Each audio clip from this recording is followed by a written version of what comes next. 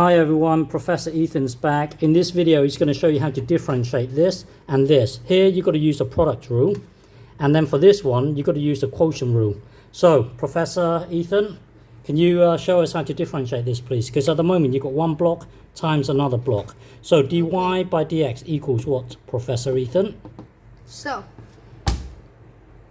product rule, basically, what you do in the product rule is if there are two things multiplying each other, then you take one, differentiate the first, leave the second alone. Yeah. Plus, leave the first alone, differentiate the second. Yeah.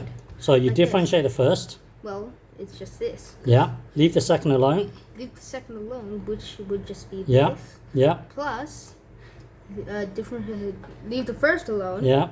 And then differentiate the second. Yeah. And that's how you differentiate this one. So now for the other one. For this one here, because you've got one thing divided by another thing, you're going to have to use the quotient rule. Yep. Okay? So come then, Professor. So. Oh, thanks for writing dy by dx here, Professor. No problem. Come on. First, what you do, on the bottom here, e to the power of 2x, because you times the bottom by 2. Yeah. Under. First, you bring e to the power of x up. Yeah. And then you leave it alone. Differentiate the u. And then differentiate the u, which in this case is sine x.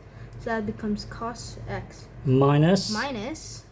Differentiate the first, which is ex. Yeah. And then. Times. Leave the second alone. Yep. And that's how you differentiate it, guys. Yeah. Thanks, Professor Ethan. This video is sponsored by Legendary Chocolate. And is it highly endorsed by Yes, Professor Ethan? It's highly endorsed. Okay. Thanks, Professor.